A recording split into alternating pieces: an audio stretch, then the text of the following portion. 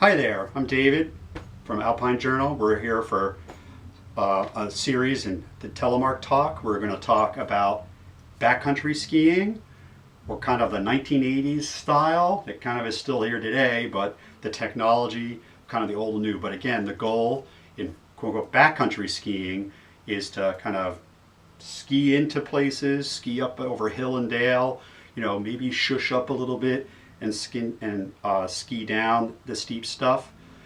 Again, the goal is to be light in technology. But again, back in the 80s, this kind of was really what you did. You had that kind of skiing, and then you had downhill skiing, alpine skiing, where you had all that kind of technology. Again, we're talking about backcountry.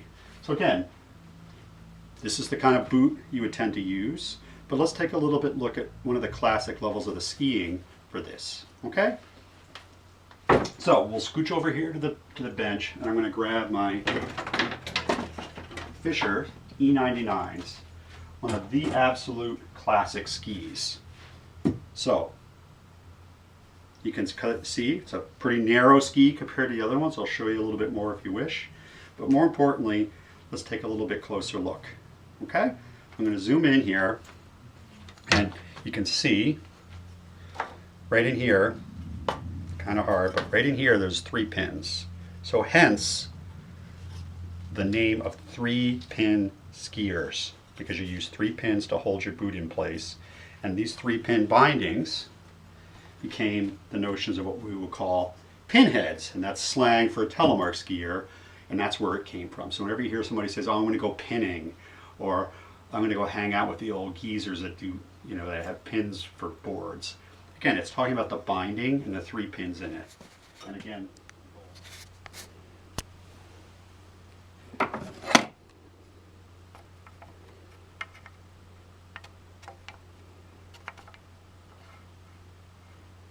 three pins.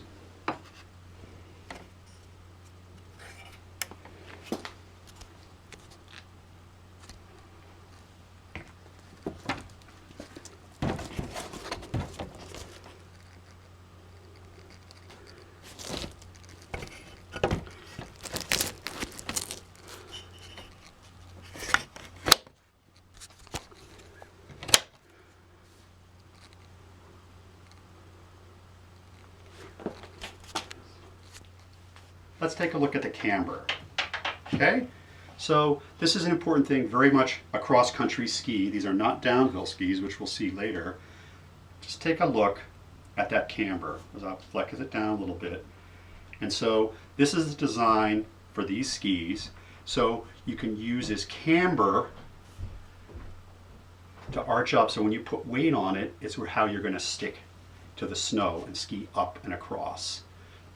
Taking a little bit further, you'll notice on these skis, they have this pink wax pocket, and these are waxless. So very good for most all-around terrain. In fact, most of us just convert over to a waxless base. So very common to get metal edges and wax pocket that is waxless. The reason for this is because when you ski in backcountry terrain, you're in the snow, which is going to be warmer and nicer. In the trees, it's going to be icy. I don't know about you, but in New England and even California, there's a lot of variety in the ski types. And so not having to put wax, on your skis, excuse me. The old technique was to take the wax, put it on. Ooh, I don't want to do this. This is clister. Yuck. And then you would wax it on. And that's wax was how you'd stay up when you went up the hill. Before you went to the old classics that we talked about earlier of skins, the old climbing skins technique. So here you go, the ski with the climbing skins that when I push this way, you can feel it stick, and it sticks, keeps me in place. The same thing for this wax pocket. So that's kind of the technique of the ski, but having the edges is indicator to a backcountry ski. So when you go off the trail, cruising around, you can go down. So let's take a little bit deeper look at how this works. Pretty simple. That's why people like these, is you just stick your toe in, put the 3 pins in the hole, and you crank down on the boot. So now you get an idea that here's my foot going up and down. When I want to move forward, step down, things like that. And then, you know, I can kind of weight the ski this way. So let me show you. Again, really positive. Again, great because it's light, so very fun to do things. So when I'm climbing up some crazy mountain like this, I can wear these boots and I can put these on. In fact, in Mount Washington, you'll notice here these crampons, adjustable crampons.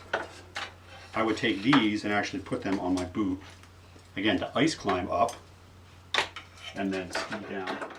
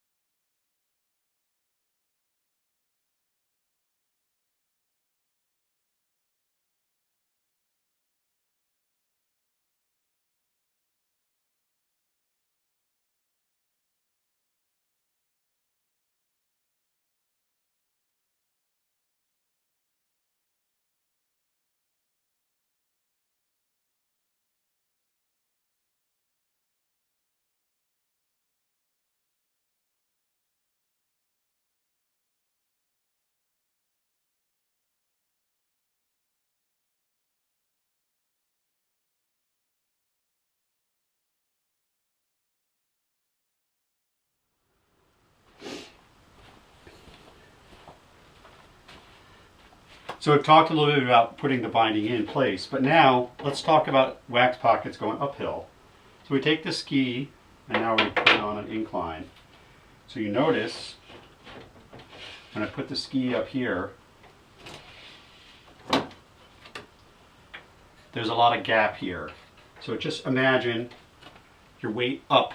So my left foot, I have no weight and I'm pushing it forward. So it glides on the tail and the tip, and you'll see I've got, you know, almost a ½ inch underneath that.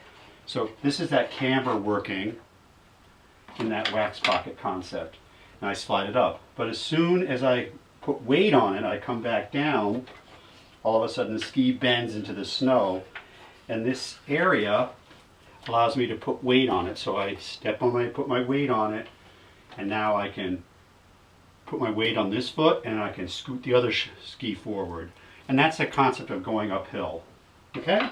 So again, using the wax pocket with the little ridges allows me to ski up, put weight and hold in place and keep going. So very useful concept in skiing up the hill. Cool?